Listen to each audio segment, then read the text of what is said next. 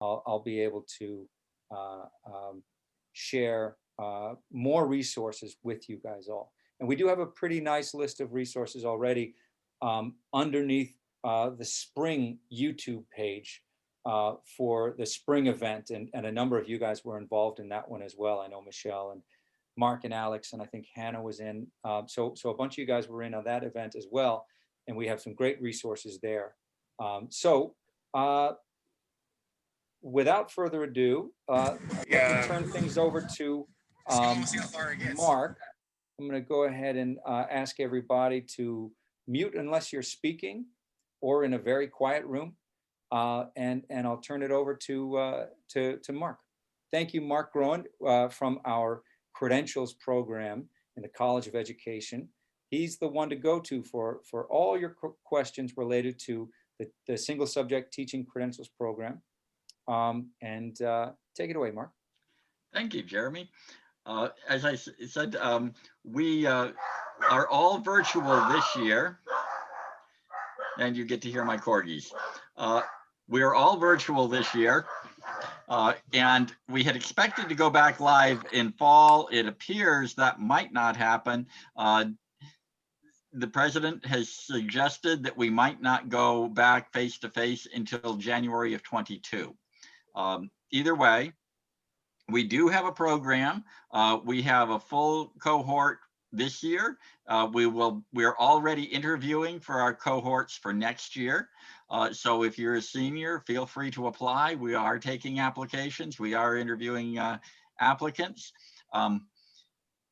The Commission on Teacher Credentialing has made a number of adjustments to program requirements because all of the K-12 schools are also virtual at this point.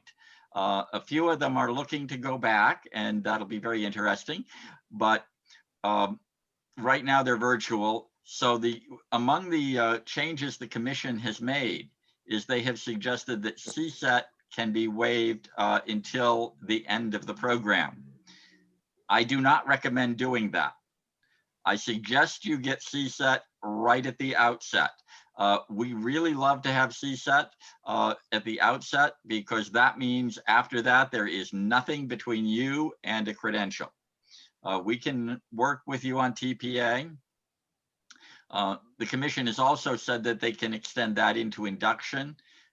We're not recommending that either because some of the districts don't want to have to deal with TPA during induction. So my suggestion is, if you can get the CSET, do it. Even think about it doing it in your senior year. There's no harm in doing it during your senior year. So with that, you may hear things, but I would suggest taking care of things as early as possible. CBEST, CSET. But again, we are taking applications. We have a program, and starting next fall, we will also have a master's program that can be rolled right along behind your credential. So if you're looking for that, we can accommodate that starting in the fall. Sorry, is that a Master's of Education, Marc?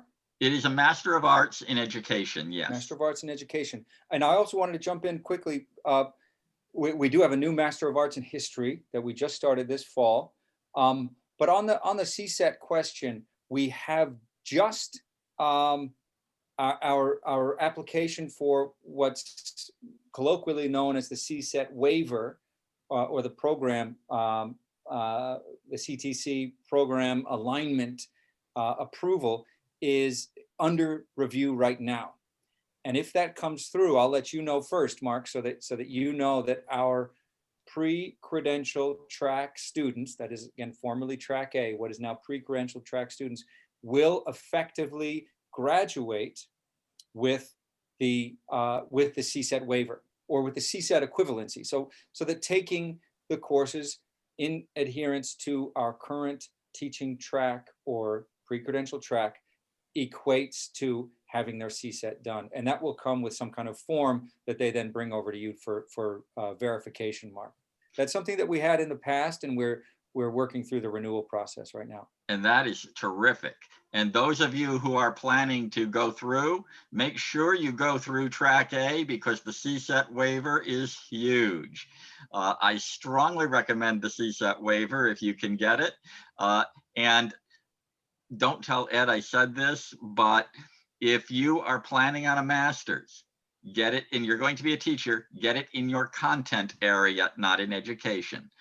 And the reason I say that is because there will be some aspect of your curriculum that might light one of your students' candles. And the master's is a big help in meeting the needs of those students. I also suggest you wait until after you have the credential to get the master's, because you don't want to put yourself too far over on the salary scale too early. And with that, I'll either entertain questions or I'll allow others to chime in. Why don't we come back to questions if that's okay, Mark? And Okay. because Alexander has some time constraints. So Alexander, if you want to share a bit of your thoughts, since you're on the 4:30 crew. Oh, yes, of course. Thank you. And appreciate the time again. I always love coming to these things. And I'm in my car because I'm in the middle of like leaving my campus. We have to leave at 4 because they sanitize everything at 4. And so that's why I'm in my car, just in case anyone's wondering.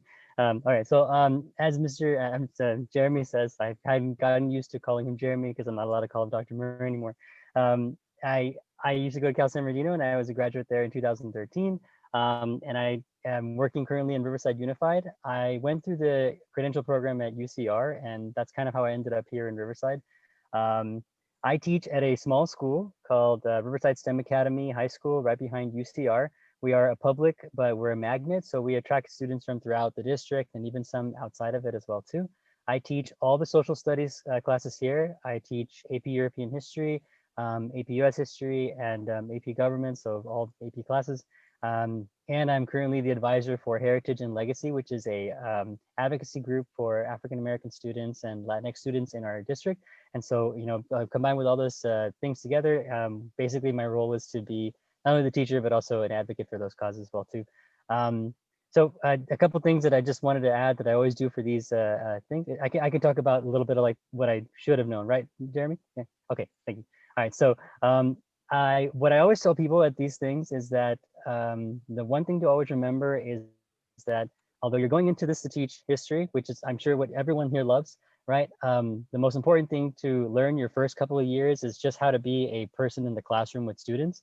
The social skills that you'll learn in your credentialing program and as your first year of teaching are the most important things, from classroom management to your own time management as well. And of course, the networking that you do early on with the people that you need to rely on to help you, because you're new to this and you're going to need mentors. And it's a good thing because it'll help you become a mentor later too. I'm actually in my second year being a DCT, a district coordinating teacher, where I have now a student teacher under me. And we're teaching in this pandemic, you know, with this new frontier that we're all breaking. So everyone is, as we say, a new teacher this year. So along with, you know, learning to be very empathetic your first year and learning to work with your departments and working with other people around, the other thing I definitely suggest that you take to heart in your first years as you're going through your credential program is to remember that what you learn in school and what you learn in the classroom are two very different things. So, you know, what your biggest teachers are going to be your students and of course your experience that when you're there, because every class will be different.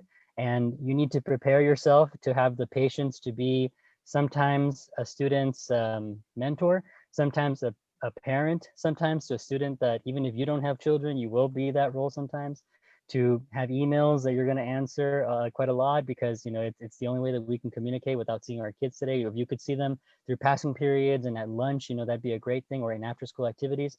But because we are all now mostly located at home, you have to find a way to reach out to kids and be willing to reach out more than one time. And of course, the last thing I will mention too as I go along is that be patient with yourself, because I am a 7th year teacher now, and I still feel like there's so many things that I'm learning every year with my own teaching, how to communicate with students better, and of course, how to respect my own boundaries better too, which is a very difficult thing to do as a first-year teacher. You want to give your students the sun, the moon, and the stars, and it's very easy to get locked into your work, but forget that you have, maybe a wife and kids, or you have a life that you have to live on your own. So don't forget that your health and your mental well-being is also what matters too. And so pay attention to those signals. Don't let yourself get sick. I myself, I got shingles this year already one time from the stress and the anxiety. So be very careful and be conscious of those body signals that are telling you, get more sleep, change your diet, get more exercise. And so that's kind of what I wish I knew my first year. I hope that wasn't too long. Thank you, Jeremy, for letting me share. That's excellent. Thank you so much, Alex. And really always wonderful to hear your perspective on this, and really valuable and nice personal aspect to it. So what you'll hear today is a sort of a spectrum of really wonderful personal advice and really actionable, concrete academic advice, professional advice, and everything in between all those things, because that's where a lot of life is lived. I want to go to Josh, just in case you're mobile, Josh, and you need to leave us early. But is there something particular that you wanted to share with the crew? Can you guys hear me? Because I'm outside, actually. I'm at football practice right now. I don't know if you see all the guys behind me, but yeah, we can hear you. Yeah, I'm sorry about that. Our district had us shut down, so they recently just brought us back, and I had already committed with Dr. Murray, so I want to make sure that I was here, but I'm on a hotspot right now, so I'm hoping that I don't cut out, if you guys could hear me. I'm at Chino Hills High School right now. This is my first year here. It's my third year teaching. A lot of the stuff that people mentioned so far, I think, is like really great advice. Like I told Dr. Murray, I don't know if I'm the best person to talk here, but I'll give my advice as much as I can. What's it called? One thing that I'll say is the history classes that I took at Cal State San Bernardino really prepared me to be a teacher. Going into my first year, I was really lucky because I actually coached probably for about 7 years or 8 years before I became a teacher. And I was able to get an internship to start out, which was huge for me to not have to do student teaching. But I think because I had been coaching for so long, they kind of assumed I knew how to teach, and they just started me out with no help. And I mean, I'm not even joking. The first day I started, they didn't even give me a login to my computer. So like, I didn't know how to take roll. I didn't have any books in my class. I didn't have a teacher's edition book. And I was like, I didn't even know what I was teaching, to be honest. I was like, okay, what do we do, right? But like once I did get started, I realized that I was really prepared really well by Cal State San Bernardino, and I always tell people that I felt really prepared to teach. Obviously, I think Alexander he said something that was really great, because it's not really about teaching the content as much as it's about building relationships with your kids. For me, I really work hard to build relationships with my students and my football players. I'm a little harder on my football players than I am my students, but for different reasons. But I think everybody, even out here, knows that I care about them. My students know that I care about them. And I kind of feel like on the football field, if your players believe that you care about them, they'll run through a wall for you, And if your students believe you care about them, they'll really try. And they'll really like give you everything that they have. And I think that that's really important. I don't think I'm the best teacher, but I think I'm really good with relationships and with kids. And truthfully, that's why I got into teaching. I think sometimes people are the king of their 4-room castle, and they don't think about the kids as much. And I think that that's really not what we got into it for.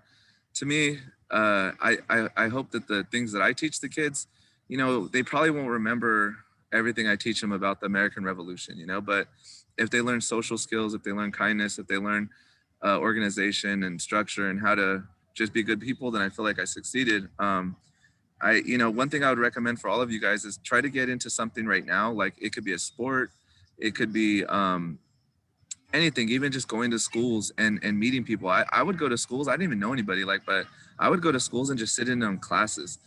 And just because I wanted to learn from the best people. And the thing is, people want to help you. Like that's the thing that's cool about teachers. It's like a like you have a camaraderie with people, you know, they want to help you.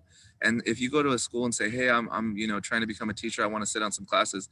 I know right now it'd be hard, but maybe not, like with the Zooms and stuff. But I know that people would love to help you out, and networking is huge. But if you could get in with a sport or something, it really opens doors for you guys. And I think it's you know, I'm not saying it's the best way to do it, but it helped me out. And you know, anything I could do, if I could help you guys out too, I will. I don't know where you guys are at, but anything I could do, I definitely will help out.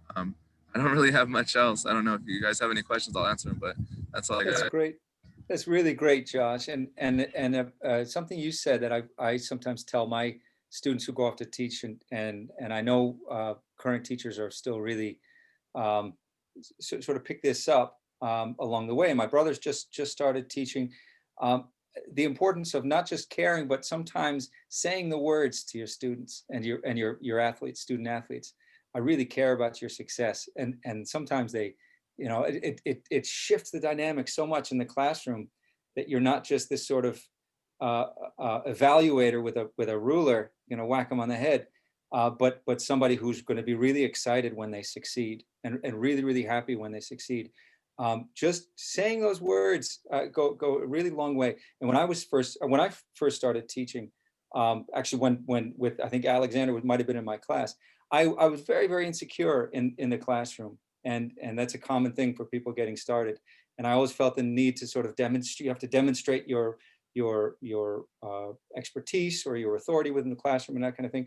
And I found very quickly, within a matter of days, actually, I found that that's the completely wrong approach. The right approach is to say, hey, I'm on your side. We're moving towards expanding our learning. We're moving towards a richer understanding of this content, but as Josh also said, a richer understanding of who we are as citizens, as people, and everything else. Excellent start from Mark and Alexander and Josh.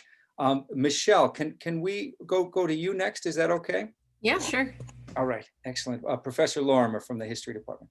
Hi, I teach the history teaching classes that we've had over the last couple of years now that are meant to contribute towards the CSET waiver program that Jerry mentioned earlier. I've been at Cal State San Bernardino teaching since 2012. And I have done a lot of work in the last few years with different history, social science groups around the state, and with like the Western History Association and other groups. So my experience comes from a historian who now is engaged with history, social science education, and teaching that. So part of history, social science, for those of you teachers, you know that there was a new framework that came out a few years ago. And so I have been working with the group that developed that in some framework sessions to roll out the framework and train teachers on different ways to implement it. So it's an update to the history, social science standards for those of you who aren't aware of the different levels of standards and frameworks. So it's the most updated guidance from the state. And the ways that I approach my classes, and I know there's some of you who are in my class right now on this call, so you can provide some input too, but the ways that I approach my classes is to try to develop our history students who are typically used to thinking about history from the student perspective into looking at history from a teacher perspective, and to think critically about the different historical thinking skills that are involved in reading and writing and speaking and all the different ways that you communicate history and social sciences. So we work a lot with primary sources. We look at different ways to implement topics in a classroom. We look at different teaching techniques. I'm always very open with the ways that I'm approaching material with them so that they can see my intentions.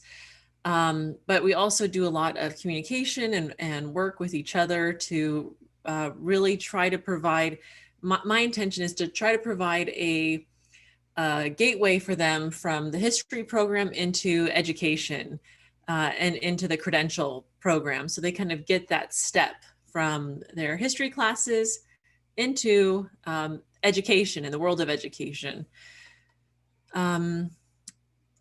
So if anybody has any questions, I'm happy to answer anything.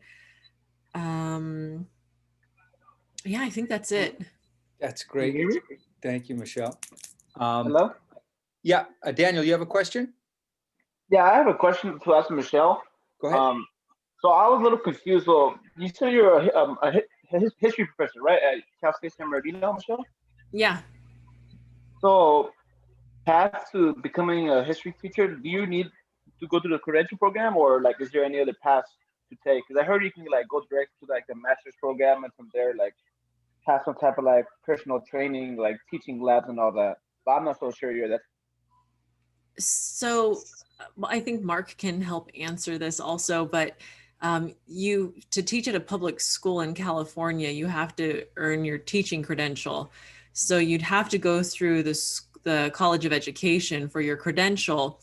But we in the history department, as Jeremy mentioned, are working towards getting a waiver for one aspect of the process towards being accepted into the credential program, and what you will eventually need to receive your credential, which is the CSET test.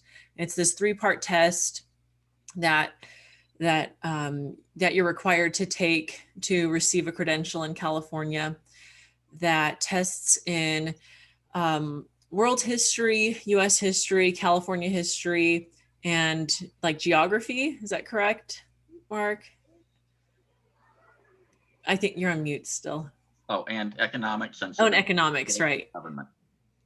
So if you take the CSET waiver classes, which aren't, we are offering some of the classes, but the CSET waiver itself is not yet ready, you will be able to not have to take that test. So it'll save you a couple $100 and a lot of headaches. Okay, yeah, that Once sounds you have your like a better bachelor's, option. once you have your bachelor's, you would get your credential, which takes 1 year. And then at that point, you might consider going back for your master's.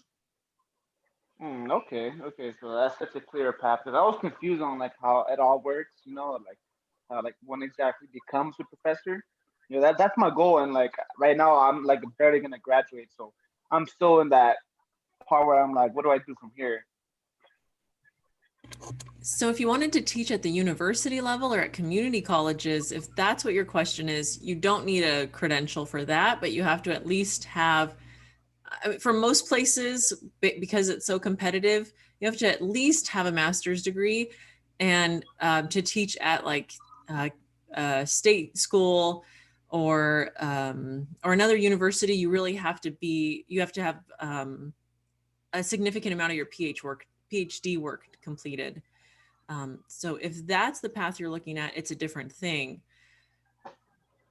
Okay, awesome. Thank you. I appreciate the That's a help good question, Daniel. And Professor Lorimer's answer is excellent, because she actually, this is a nice transition to Professor Karp, if that's okay, because both Professor Lorimer and Professor Karp have a really extraordinary knowledge of these two different avenues that Daniel's asking about.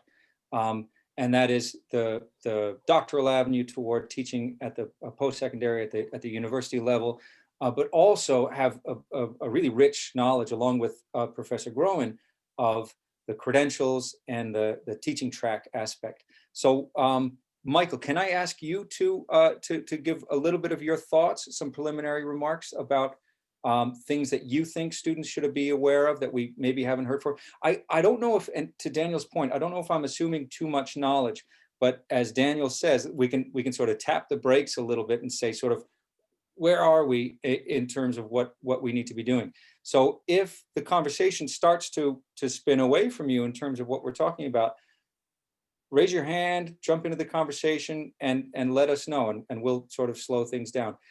Michelle, I didn't mean to interrupt you there. Did you have a point you were going to wrap up, or was that? No, that that was was okay? it. I have a separate microphone, so it doesn't like pop up my mic being Oh, muted, great. so I don't, yeah.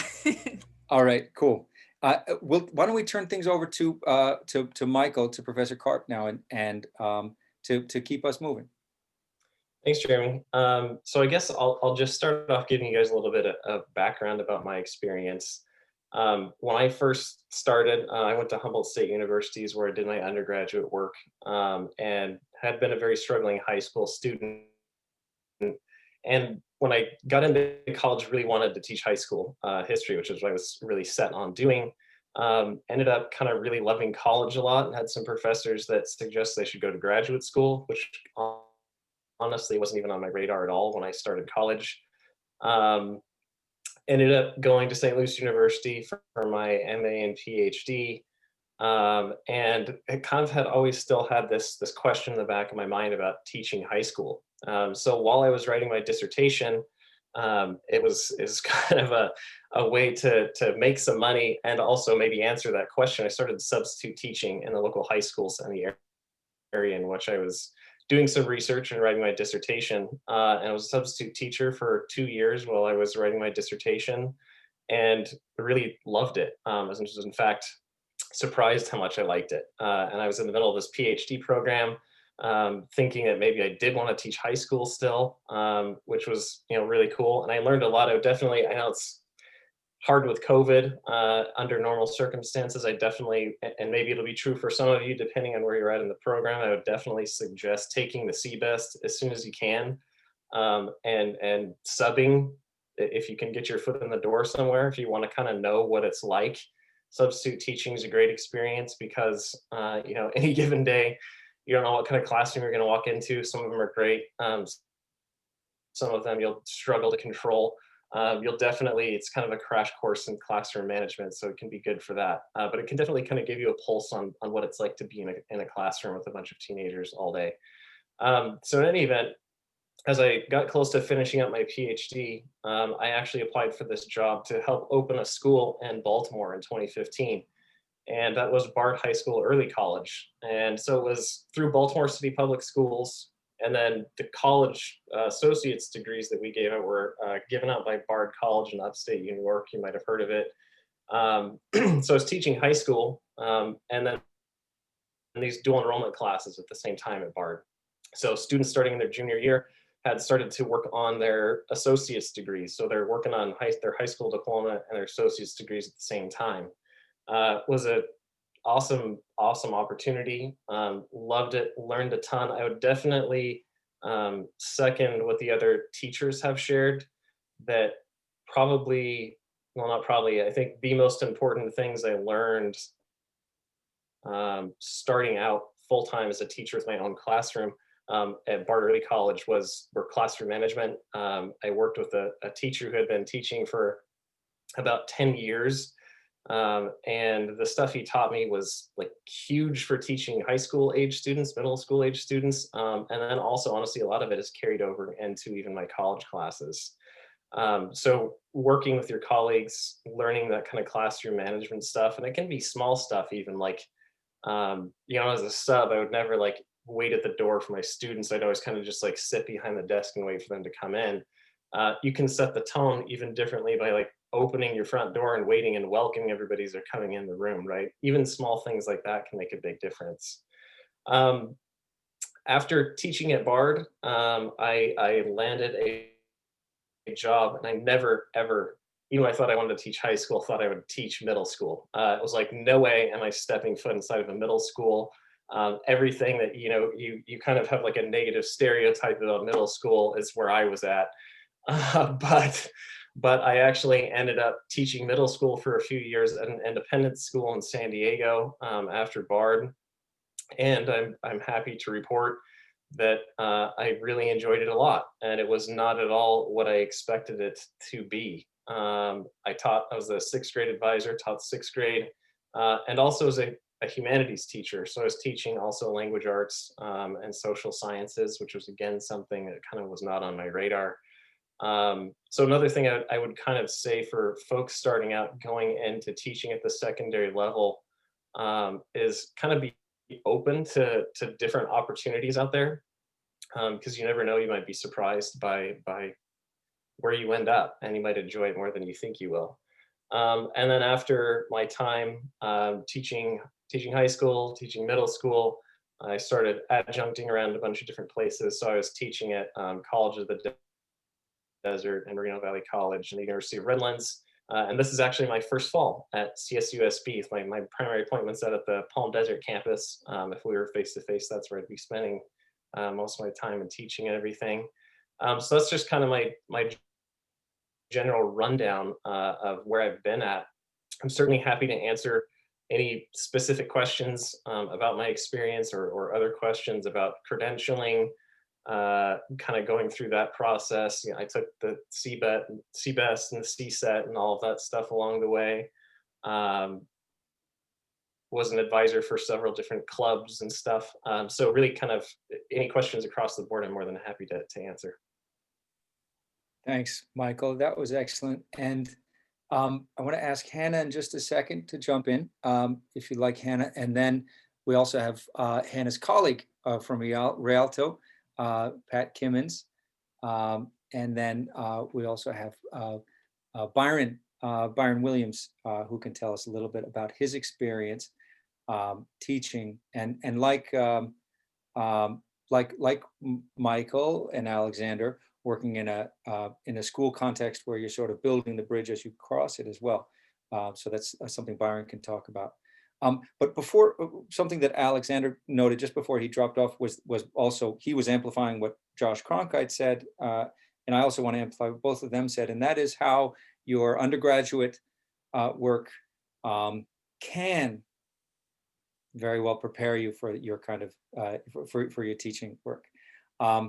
And it does if you think about that while you're in these undergraduate classes. So it's nice that you guys come into an event like this and recognize that you're not just hitting your marks. You're actually picking up a lot of content that is going to help you in your teaching work. And I have everybody's got a lot of regrets. One of my big ones is not taking better notes as an undergraduate, not keeping better notes as an undergraduate, selling back books that I bought for $80 and I got about $5 back for them. I was a poor student. I didn't really have I just got to the front of the book, selling the book back line, and they said, I'll give you $5 for it. I said, okay, I'll take $5. But not taking better notes, not keeping better notes, also not keeping all of my books that I had nice notes in the margins and that kind of thing. So thinking about your undergraduate work in that sense as well, that if you have a body of work, a body of notes and papers that you've saved in some kind of systematic, some kind of organized way. You don't have to be too, extremely fastidious about it, but just to have them somewhere where you can tap into them. When the time comes for you to give a talk, to give a class, to teach a class on something on the Mauryans and the Guptas in Indian history, if you took that, and if you already sat through 2 class periods, for example, in an Indian history class, you've got that to draw on, and you're going to be very, very happy that you do. So bear that in mind. Just to Alexander and Josh's points about your undergrad career preparing you for your teaching work, bear in mind that one part of it preparing you for that teaching work is that you don't have to remember everything that you learned 5 years ago. You actually have some notes, you have some book reviews, you have some materials that you kept from those classes. Can we move over to Hannah now? Is that Michael? Were you going to jump in there again? I was just going to second what you were saying. Is that coming to events like this, and I would definitely kind of underscore keeping those books. Moving from St. Louis to California to Baltimore to California. I sometimes wince at how many books I've gotten rid of just because moving across the country, it's impossible to take them all with you.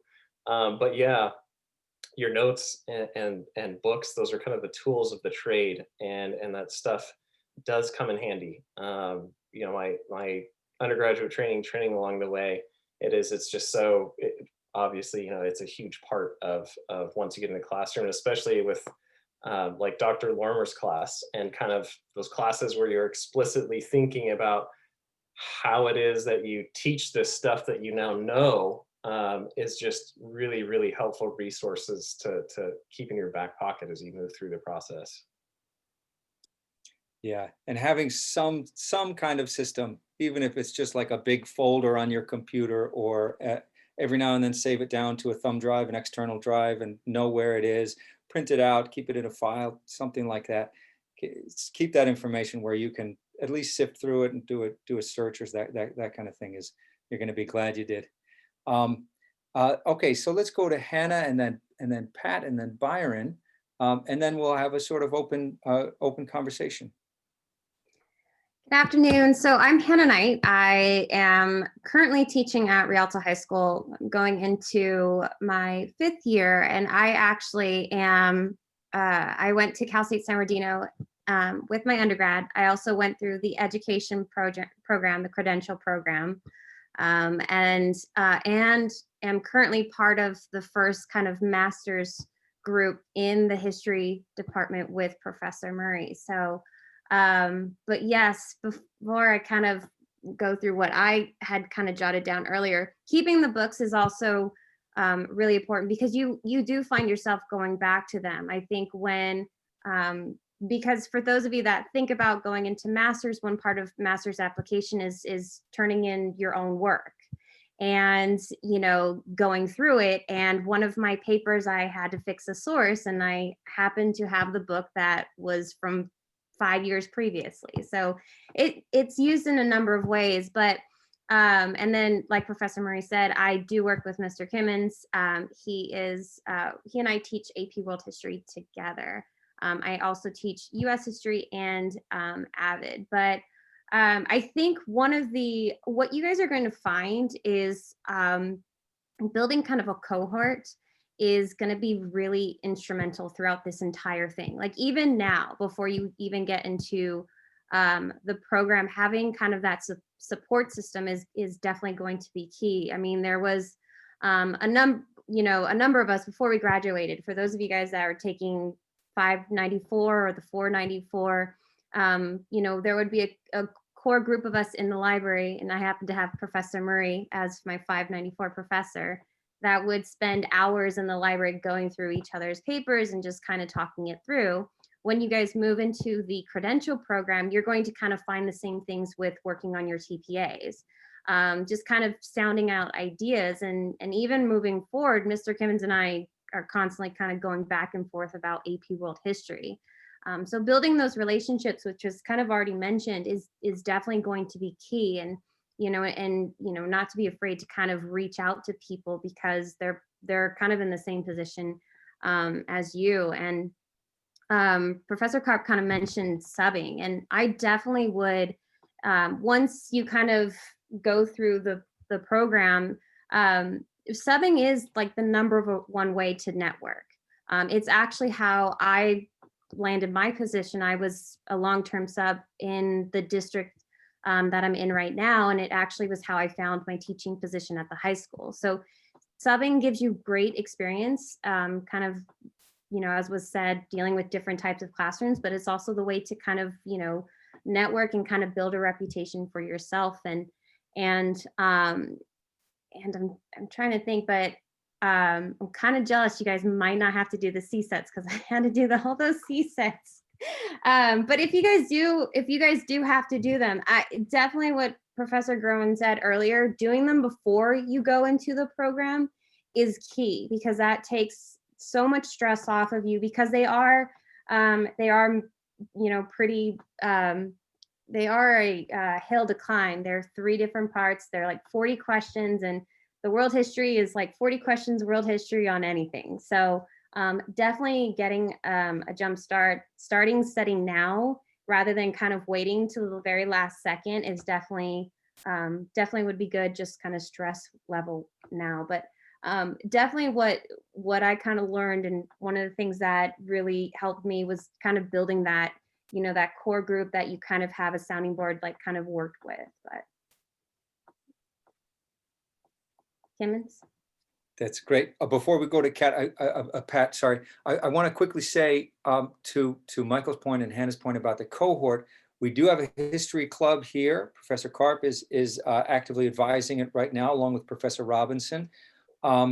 And I very strongly urge you to consider at least finding out what they're up to, finding out what's going on, and then taking part, jumping in and being part of the group. You can take part at any level that you feel comfortable. That is, if you can just, come to one meeting, and again, they're virtual now. If you want to come to one meeting, if you want to meet with them every week, if you want to take part in some activities, if you want to become very active, then you can start talking to the leadership or run for the leadership, join the leadership, and start saying, hey, I think we should have a little, CBEST, CSET study group. I think maybe the history club can do something like that. That's something that you guys can think about as a cohort. That takes some doing, especially these days. It takes some doing, because you can't just sort of stroll through the halls and say, hey, do you have the study guide for do you have a study, a cheap sort of, not cheap, but you know what I mean, the study guide, past CSET and CBEST questions, that kind of thing. And so if one person has it, then, all 10 of you can share it. It takes a little bit more doing for you guys to try to network. And I would say your best avenue into doing that is through Professor Karp and Professor Robinson, who are advising the history club. Find out about what they're doing so that you can join in, take part, show up, and then, start telling the group about what your priorities are. They do lots of stuff. They host talks, and they do volunteer activities in the community. And if cultivating that broader cohort of teachers in training is something that's important to you, then jump into the history club and make your voice heard there. All right, Pat, and then Byron, you're going to bring us home, and then we'll talk a little. We'll open it to some questions. Thanks to everybody. These are really wonderful and wise remarks. All right, good evening, everyone. I'm Pat Kimmons. I teach at Rialto High School. This is year 23. Candace said I teach with her. She's going to take my job pretty soon. She's taking all my classes for me, but that's all right. I'm getting, it's on my way out, so it's okay. Teach AP World History. Been teaching that for 17 years. Been AP Reader for 10. I'm also the AVID coordinator. Been doing that for 16 years. So everyone's already taken all my answers. So that was nice of them. But basically what it really comes down to is, make sure that if you are going to get into teaching, make sure you get into teaching for the kids. The content and the curriculum is awesome and fun, and it's our favorite thing to do ever. But if you're not doing it for helping the kids out, then your life is going to be really, really miserable. And the kids are also going to get you through the tough times, because they're the ones who are going to keep you guys afloat. Those interactions with them, those daily laughs and good times you have with them, the growth you see that they make. Not every kid's going to get to where you want them to be, but if you can make it so they grow as students and as people during their time with you, you're successful. I always share that with the AP kids. I'm like, if you don't pass the test, don't pass the test, but I guarantee you're gonna leave this class a better reader, writer, and thinker. And those relationships that they make with each other and with you are the things that make them successful. For those of you that are going to go into teaching, I'm not going to sugarcoat it. Your first year will be rough. You're trying to learn, you're trying to figure out the curriculum, you're trying to figure out how the school works, you're trying to figure out how to deal with the students. It's a lot on your plate. I would really, really recommend you find a strong mentor in your department to kind of walk you through the ropes. I got lucky, and they threw me in like 3 weeks in. So with a bunch of freshmen, had nothing but a sub for the first 3 weeks. So they were, it was no fun. But I had a mentor there that really walked me through it and really gave me a good groundwork I can build off of. As Hannah says, get that cohort among your colleagues at work. You guys can, we share lesson planning, we plan together, we do all kinds of stuff together, and it makes everything a lot easier. So don't be afraid to lean on each other. Build a good relationship with the rest of the staff as much as you can. Be a team player, always be a team player. Your first year is gonna be really tough to manage, but maybe that second, that third year, start getting involved, start being the club advisor, start coaching a team. First year, I wouldn't do that unless it's something you're already used to. Like Josh was already part of football. That was something he did before he taught that, so he's already in. But when you're trying to figure it out, I wouldn't throw that extra thing on you till maybe second, third year, because that first year is you're in survival mode. I feel really bad for the first year teachers this year because yeah, distance learning is the best. Always, the things that keep me going, like I said, it's always the kids first, always learning new things. I'm always trying, I'm every year my curriculum has been just a little bit different as I find newer things to add to my toolbox to teach in different ways. Don't be afraid to keep adding to it, to keep learning and growing, and it's intellectually stimulating too. Always trying new things, being willing to try new things. There's teachers that we've had that have been doing the same thing for 30 years. It could be just straight lecture for 30 years. It can be, there's stories that we've heard of people who just give the same worksheets for 30 years and they just sit there at their desk and they read, and the kids don't like it, you don't like it. So keep challenging yourself professionally, learn and grow yourself, be that model for the kids. Say, hey, I'm trying something new today. If it works, it works. If it doesn't, it doesn't. Be honest and upfront, but demonstrate, model that for them, that I'm also trying to learn and grow too. So model that for them and be a good example for them. And also, like I tell every year, I tell this, and it's the insider secret, become really good friends with the principal's secretary and the janitors. That's basically it I got. Mr. Kimmons? Yes. I have a question, if you don't mind me asking. How, since you've been a teacher for so long, how do you focus on being a good teacher and being like good to the students versus trying to battle, like I've heard, being in a high school and stuff, I've heard the problems that teachers will have, with the politics of the school or politics of the school district they're in. I've always kind of just done what I think is right for the kids, done right for what is right for me. I try not to get too involved with any of that other stuff. You control your classroom. Outside your classroom, you can't really control as much. As far as the political stuff within the district or within the school, you'll learn to do it, but just focus on what you're doing in your classroom. That's all you can really control. So I would just focus on that and doing what you think is right for the students in your class. Okay, thank you. Mm-hmm. Thanks, Pat. I want to again amplify another awesome point. Well, a lot of really excellent points here. But the flip side of the sort of daunting first year is the years that come after, in which you're still working really, really hard, but you're tinkering, you're changing, making light changes. And that first year, the Hemingway quote was, this is in the years before ski lifts. People were still climbing mountains. He said that climbing the mountain gives you the legs to ski down it. And that sort of first year is climbing that mountain. It makes you strong enough to enjoy the nice, the nice ski down it, which was my experience of the first versus the second year. That first year is a bear, that it is indeed. But if you buckle up and if you really log the hours, and again, same as your undergrad work, if you save the materials, it seems obvious. But, we change computers or change, whatever, we move, as Michael was saying, and you may lose those materials. So all that hard work that you put into your first year of teaching, if you keep all those materials, and then you can make minor adjustments or major adjustments or discard some things, introduce new things, then that second year is a bit of a revelation. At least that was my experience, where you feel, okay, Can I add something real quick? Yeah. Well, first off, two things. First off, I still have my textbooks from like 30 years ago in college in my garage. I still refer to them sometimes. And Andrew, one more thing I wanted to add to you is, as far as like within school politics and stuff, you'll be there forever. The administrators will last 2 or 3 years and be gone, and then you have entirely new things. So just kind of ride out the storm and better times come. Okay.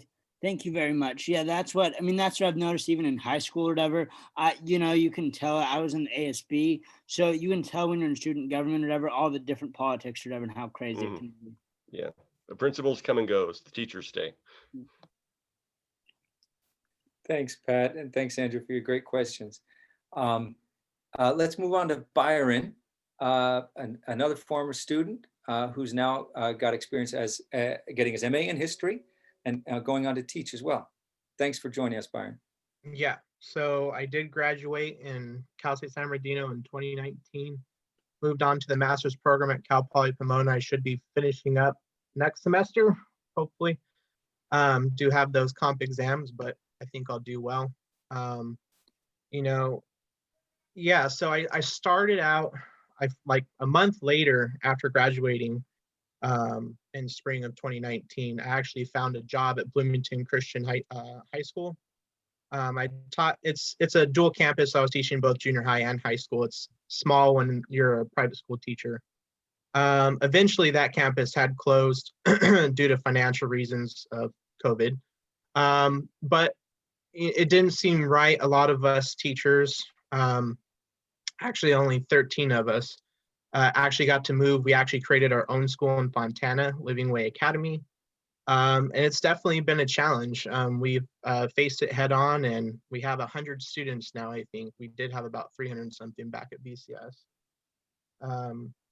But I actually am now the high school teacher teaching multiple subjects, which is fun with no experience whatsoever, but hey, I'm doing it. And it was definitely hard in the beginning. And like I said in the chat, I mean, your first year as a teacher, it has to be a learning curve. There's no other way to put it.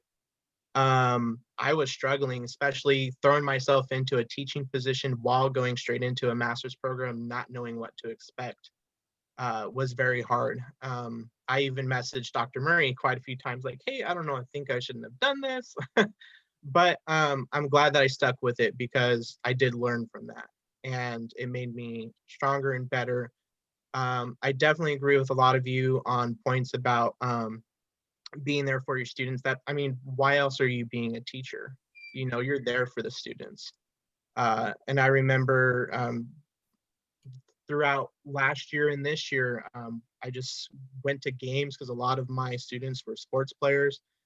Supported them there, so outside of school and within school, and helping them, pulling them aside, making sure that they're getting the work done, you know. And yeah, you know, it's definitely interesting to see how I've advanced. I mean, second year teaching seems like a breeze because it seems like you're doing a little bit better. I wish it was history, not multiple subjects, but you know, I actually took on being the IT admin as well. So more responsibilities and more work, but I'm getting it done, and it's doable. You can do it for sure. But yeah. Thanks, Byron. That's excellent, and a real sort of build the bridge as you cross it kind of a scenario there. But taking on an enormous amount, I think. Some really good advice from Pat in terms of when you don't necessarily bite off more than you can chew in your first year, but then also doing that work will fill every hour of your day, even if you're just doing teaching a class in a certain way, especially if you care so much about your students. We're at around the 1 hour mark, and we have about another 25 minutes. I was wondering if I could ask Marc Marc, if you could march us through in a real straightforward way, what our students need to do in terms of going from undergraduates to getting to the end of their credentials program. Just a bare bones for anybody who doesn't know what that trajectory looks like, applying to the program, when they got to get those applications in their senior year, how long the program takes. Because also there are going to be some adjustments in terms of the not just the virtual shift that we made, but also the quarter to semester shift. So could you, in brief, sketch that out for anybody who doesn't know what that looks like, and then of course a best case scenario where they launch into gainful employment. Okay. I will give that a shot. I didn't come prepared with the dates for the program applications, but those are available on the credential website. And they're a moving target anyway. It depends on how many students we get, and we're usually doing another round later on. So the way you start, obviously, you're all in undergraduate history programs right now. If you are in track A, that is ideal because that is excellent preparation. The people who came through track A are very well prepared in all of the contents for the social studies. Social studies is an interesting term because it's not really a subject. Social studies includes history, geography, civics and government, and economics. That one, economics, a lot of history teachers get to us and they go, I might have to teach econ. Yes, you might have to teach econ. And hey, come on, it's fun. That's where you get the seniors. Oh, wait, it's fun, Hannah. Okay, Hannah does not want to teach econ. She'll do AP. But do take an econ course or two and take Dr. Murray's advice and keep your notes, because the supply and demand chart is the only thing you will remember by the time you finish your credential. Just a quick jump in, sorry, Mark, not to interrupt, but the pre-credential track will have required econ and geography and some political science and that kind of thing. So that's the big difference. The pre-credential track, what was formerly track A, is going to require you to go through a few of these really foundational courses that are going to prepare you, again, if you keep your notes, to teach these materials. So absolutely. Sorry, Mark, keep us going. Sure. And you do realize, of course, that almost every major problem in history has an economic basis. Okay, back to the credential. See, I like teaching history better too. So you'll be an undergraduate, you'll finish the history program, and during your senior year, I would suggest taking the CBEST and the CSET. The CBEST is basically, it's a 7th grade proficiency. It's a fairly easy test of basic math and basic writing. The CSET is the much bigger test. The CSET basically proves that you have subject matter competency at the baccalaureate level in all of those content areas. So I would encourage you during your senior year to consider taking CBEST and CSET. CBEST is actually, or CSET rather, is actually easier to take while you're taking the classes because you already remember all of those things. If you've been out for a while, it's amazing how fast you forget the little details. Once you've got those under your belt, do apply to the program. The single subject program, you would be applying in social studies. We are a 1-year program. We do have a B track that is 1.5 years for those of you who need to slow it down a little bit. But normally most people go through the A track. It's a 1-year program. You come in August, you have your credential in May now. That's a big advantage from the quarter program because you get out right when the districts are hiring. And we will work you through the TPA is the state performance assessment that is required in the program. We will assist you in getting through that within the program. You will come out of the program with a preliminary credential. And with the preliminary credential, you will go get a job in a school district. In your first 2 years, the district will take you through the induction process. And at the end of the induction process and the end of your preliminary credential in 5 years, you'll have a full clear credential. The clear credential is the one you want. That's the one that's portable anywhere, although California pays a whole lot better than everywhere else, just saying. So your basic trajectory, going through in your senior year, take your CBEST and CSET, apply to the credential program, go through the 1-year credential program, and then go into your first year of teaching and induction. And then at that point, you might consider the master's. the first year of teaching is pretty intense, as a number of the teachers have pointed out. So you might want to get through that first year, then start your credential program or your master's program. That would give you your master's in history at right about the same time you have tenure, which is ideal. Does that cover everything you wanted, Jeremy? That's really helpful, Mark. And I think I'll put in the description of this YouTube video a little timestamp for where you start to do that. So for anybody who is watching this YouTube video, I'll put a little timestamp and they can jump ahead. And if that's what they're looking for, that sort of basic trajectory. I know for me, when I first started here advising students, that quick rundown, real quick, just take a couple minutes talking to Mark about that would have been very, very helpful. So sort of bringing that into relatively sharp relief. I want to encourage anybody else who's here, any of the other students who have gathered, to please feel free to type in the chat or go ahead and unmute yourself and jump in with more questions. And if any of our other our guests, panelists have more to add to their remarks, or they want to note something else that somebody else said, please go ahead and jump in. But most importantly, I want to really give a huge thank you to Michelle and Michael and Byron and Pat and Mark and Hannah and Alexander and Josh, who had to hit the road early.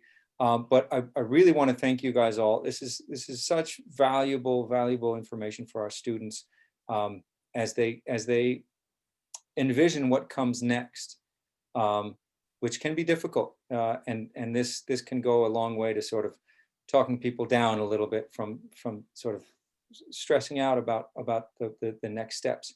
Andrew, please jump in.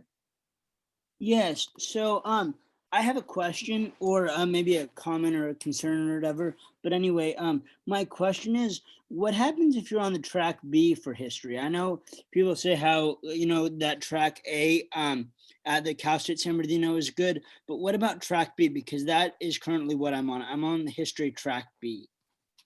If take CSET in your senior year. Yeah, take the CSET in your senior year. I think, and note, take a look at that pre-credential track, and maybe jump into those econ courses just for kicks. But also, Andrew, if you're absolutely set on teaching at the 7 to 12 level, and that's going to be, if you're, and I know it's difficult to sort of put this kind of professional pressure on you guys at this age to think this is definitely what I want to do. I know, but if you are fairly confident that teaching at the 7 to 12 level, social sciences, is what is really exciting to you.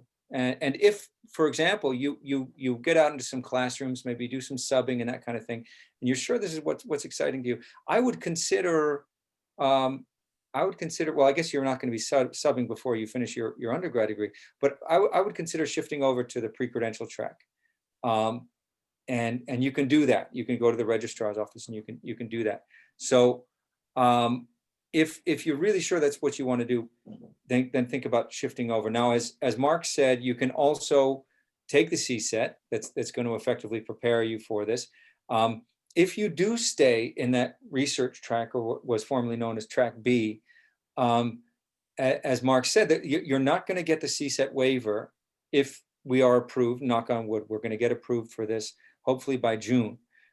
If we're approved for the CSET waiver by June, that would not apply to you, Andrew, because that's for the pre-credential track, what was formerly known as track A. Okay, so you would still, as Mark says, still have to take that CSET. So if you jump in and you take the CSET and you've taken your poli-sci, you've taken your geography, you've taken your econ, and you can ace those aspects of this three-part exam, then I think that's okay, because the track B, or the research track that you're on right now, allows you relative freedom in selecting courses. You can really go deeper into whatever area you're most interested in. If it's California history, US history, Latin American, European, African, Asian history, any of these other subjects, you can go deeper. You're required to go deeper into those subjects. So if taking those more courses and more advanced history courses and having more choice, then stay in the track you're on now. But in terms of really that professional preparation where you're required to do the econ, geography, political science, and then you're, again, provided we're approved for our program, you're going to be granted that CSET waiver on graduation, then it might be a good idea to think about hopping over into that pre-credential track. Okay, because the other thing I'd be worried about is I'm currently a third year. I think I have enough credit, so I'm, I guess, a junior in college. So I'm worried if I transfer over to the track A, I'll lose a lot of my progress, you know, towards track A requirements, and I'll be behind a little bit. You won't lose progress. You will be required to take a couple courses that you might not have taken. I don't know if sitting down with an advisor who knows what they're looking at, and you can jump into my office hours, email me, and I'll do my best to sort of compare your transcript with the two requirements. I can give you at least a snapshot of that, although the professional advisor should also be able to do that. But you can also look at them yourself. Go ahead and take a look at that pre-credential track and see what sort of slots in, kind of Jenga-like, into your, not Jenga, what's the other one? Tetris, into your plans. And if it fits pretty neatly, and if you've done certain, econ, poli-sci, geography, like I said, then you probably don't have too much to worry about in terms of setbacks. But if you're not terribly excited about doing those econ courses, if you feel like you could do them in your sleep and you'd rather just take the CSET, then stay in the track you're at. But if you're excited to teach, you're going to have to take that CSET, and the way you're going to get prepared for acing that CSET, as Professor Groen said, is that some of these econ, poli-sci, geography courses that might not be required for track B or for the research track that you're on might be very, very handy for your CSET. So I always say to everybody, and I get in trouble with administrators, and this is recorded, so I'm definitely going to get in trouble. But I always say, don't rush necessarily to graduation day. If you're really eager, you're ready to get out, you're done paying tuition, you want to get out of here, good, fine. But if you're looking around at different requirements, different job prospects, different things, tapping the brakes and taking an extra semester, taking some summer courses, that kind of thing. I always say, look at study abroad options, which will become available again soon. That kind of thing, I always urge students to look at. Now, if you're absolutely certain, you know what you want to do, you know where you want to be, when you want to be there, go for it. Graduate as quickly as possible, do what you got to do. But if you want to sort of pick up a little bit more experience, things that are going to feed into your future teaching, I'd say think twice about rushing toward the finish line. If it's definitely what you want, then go for it. But if you can pick up some really useful courses that are going to help you ace that CSET, that are going to help you teach econ, if you have to teach econ, then think about that. And that's what the pre-credential track is designed to do. It's designed to prepare you for that. So if you're going to square that circle in some other way, that's okay. But just be aware that the pre-credential track is very specifically designed to prepare you for a successful time in the credential program, and then a successful time teaching. Okay, thank you very much for your time. Sorry I took up so much of your time. No, it's an important question about the different tracks that we have. It's a really good question. I have a question, if you don't mind. And this might be a better question for Mark. So I'm track B, but I've taken the geography and the economics classes. I just didn't do the transition to track A. So, but my question pertains more towards, what if I decide that I want to teach elementary school, but I have my credential in single subject social studies? Would there be any room to transition from teaching in middle school or high school to elementary? That's a very interesting question, because the multiple subject credential allows you to teach pre-K through grade 6. The single subject credentials you for secondary, grades 7 through 12. They're different credentials. Now, you can have both credentials, but they're not the same program. So you would really want to think about, do I want K6 or do I want 712?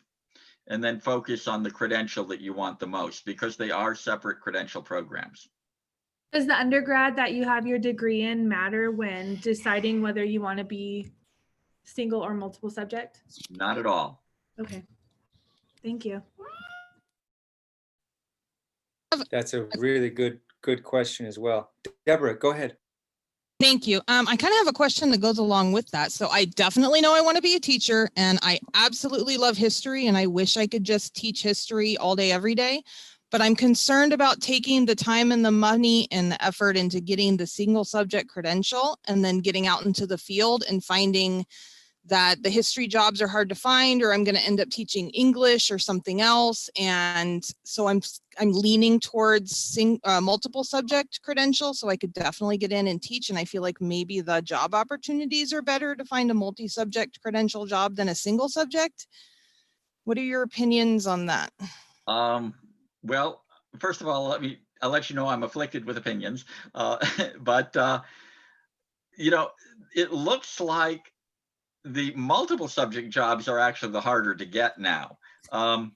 It is, I will grant you, it's hard to get social studies positions because once historians get in there, they never leave.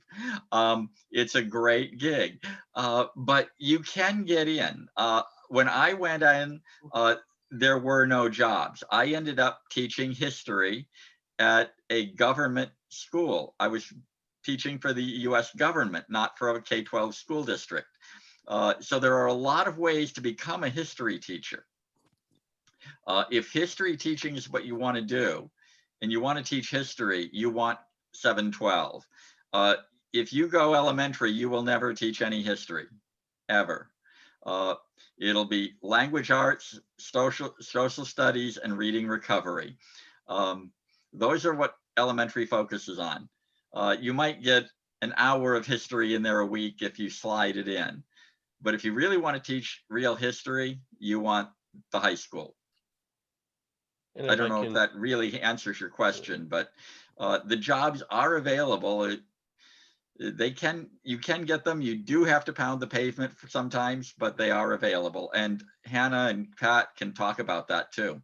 Yeah, I was going to say that, yeah, typically it is harder to get a social studies job. One thing I had, because most of you have like the history degree, but I had enough credits to get a supplementary in social studies, which means I can teach more classes. But right now I've noticed kind of around that there's a little bit of a wave where some of the old timers are retiring now.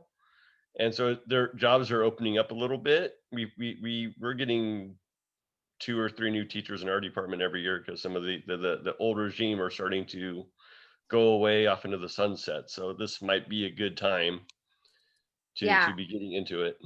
Yeah, and when because exactly what Professor Groen said, I think the joke is that, you know, history teachers tend to kind of die in their chairs. I think that was the joke. Okay, I thought that was me.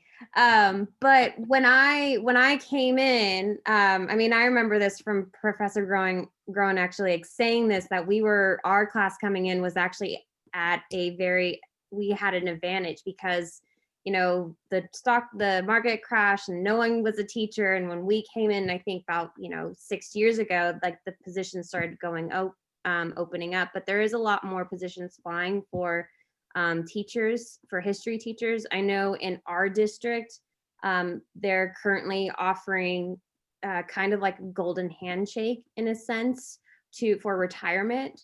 And so I imagine with COVID, many teachers might find next year that they might. So I would say the market for history teachers is better than it has been in the past.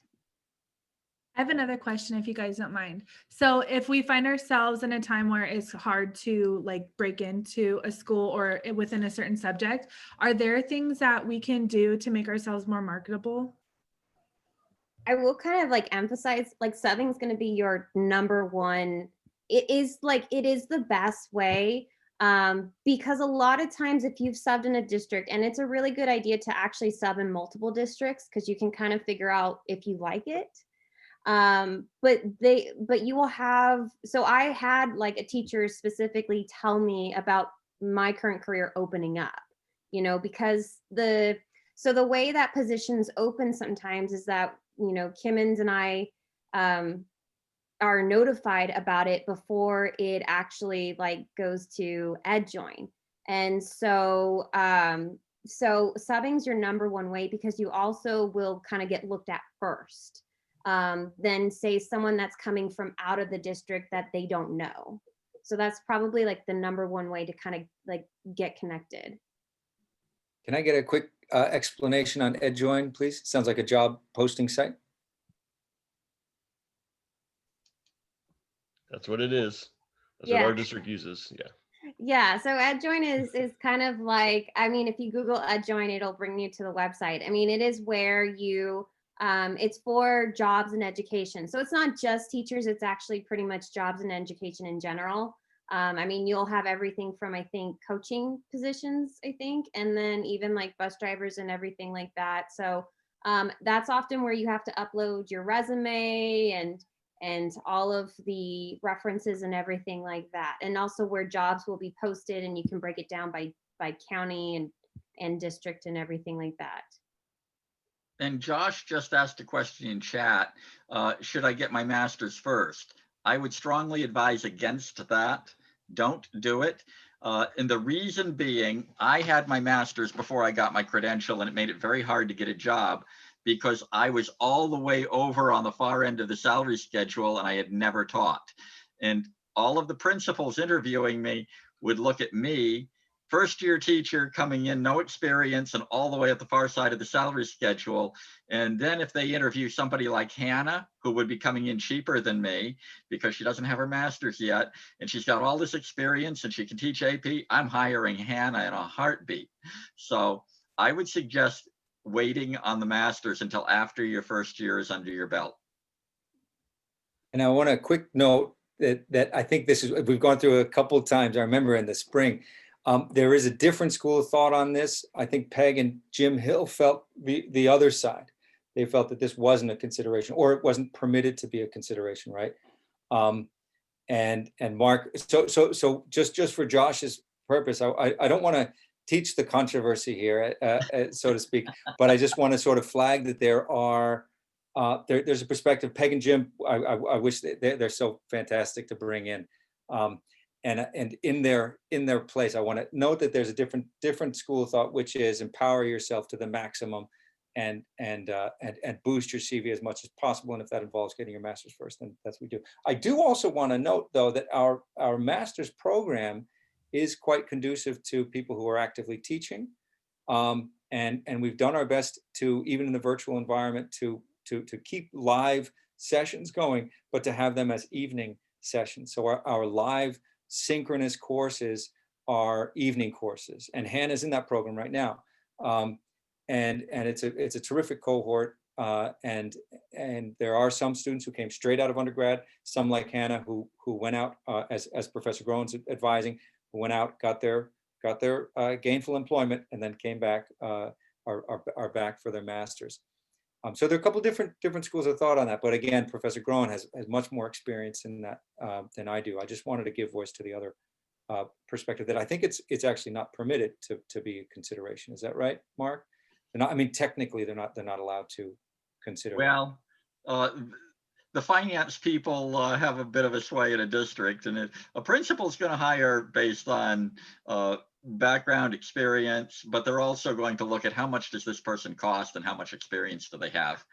And if I were coming out my first year and I was a principal and I was looking at me and Hannah based on her background experience, I would hire her over me my first year because I'm too expensive. She comes cheaper with vastly better experience and avid. Thanks. And think about, sorry, go ahead, Hannah.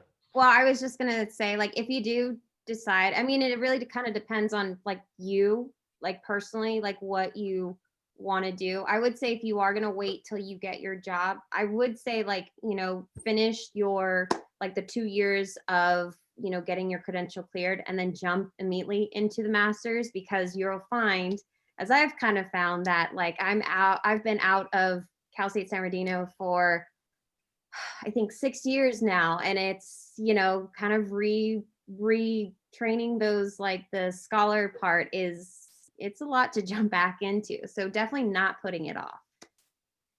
And back to your original thing about what's a good way to get in. Sometimes don't be afraid to say yes. They might say, you know, there's not a lot of history jobs right now, but I really need a yearbook advisor, or I need a teacher to do a couple sections of Avid or something like that.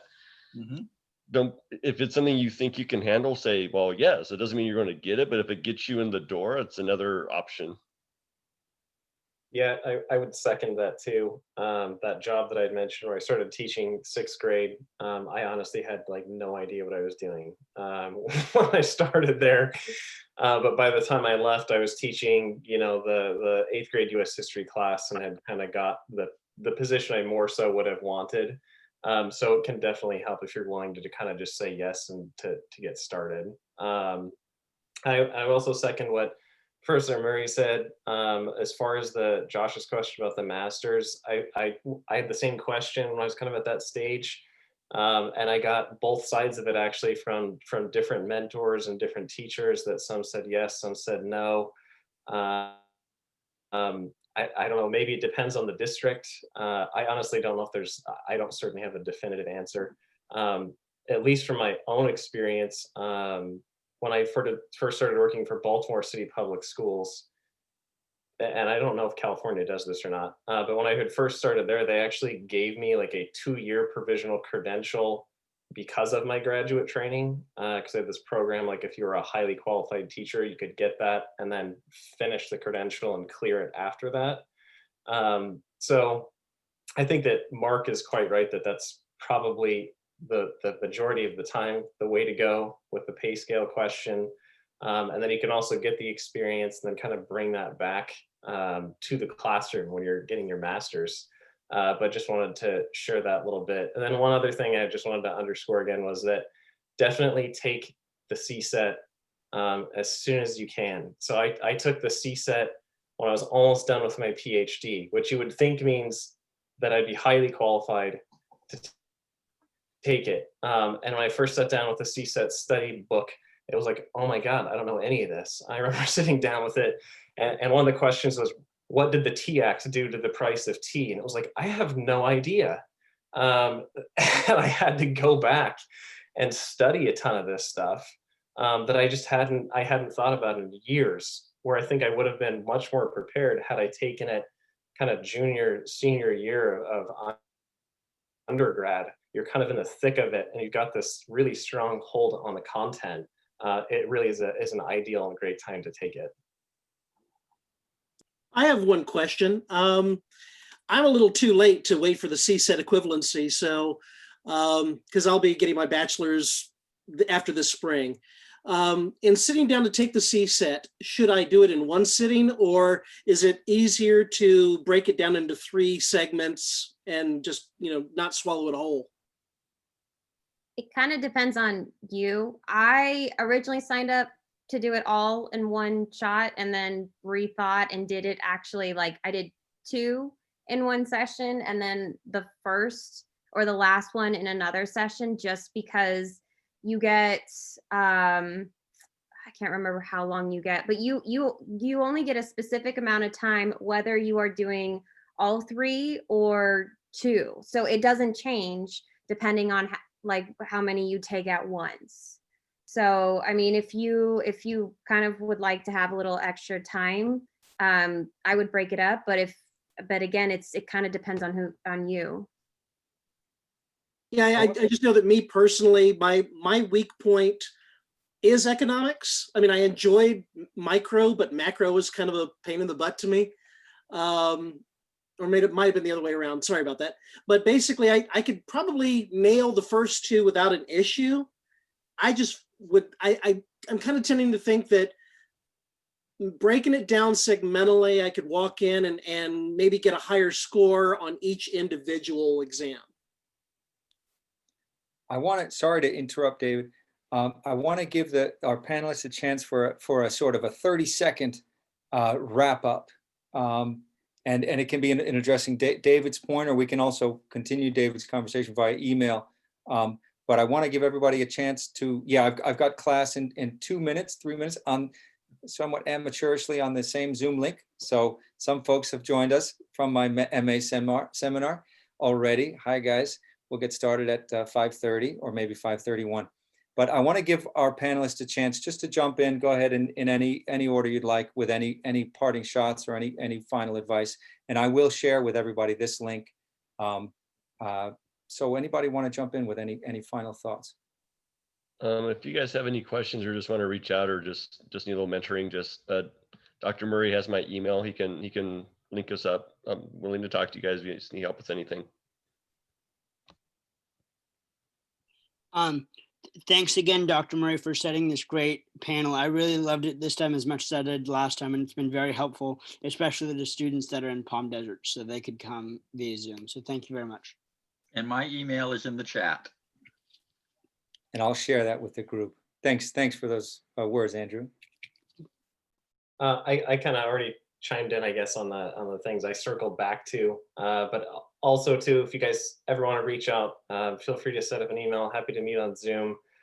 Happy to chat about anything at any time. So yeah, don't hesitate. Thanks. Yeah, I'll send my email also in case anyone wants to contact me. I'm teaching History 3010, the teaching history class again next semester. So if anybody needs that, I think it'll be Tuesday or Wednesday morning. And then David, we can talk a little more about your question during class if you want, David. Cool, thanks. Thanks, Michelle. Thanks everybody. Thanks Hannah, Mark, and Byron, Pat, Michael, everybody for joining us, all the students who joined us as well. This is always a lot of fun. It really is actually a lot of fun for me. So I'm happy to continue holding these. We'll do another one in the spring, so keep your eye out for another one of these. I am going to impose on our awesome panelists again if they can join us. This is really a lot of fun. It's really a learning experience for me.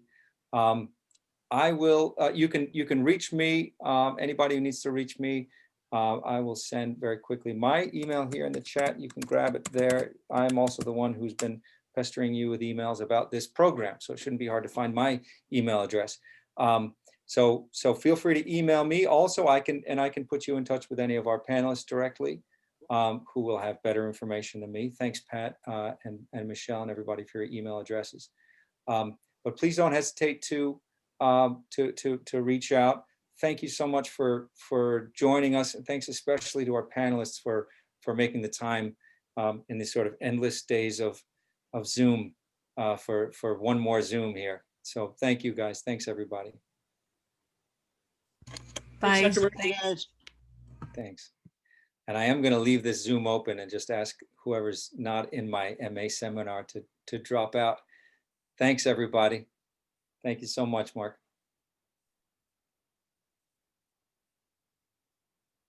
All right. Shifting gears.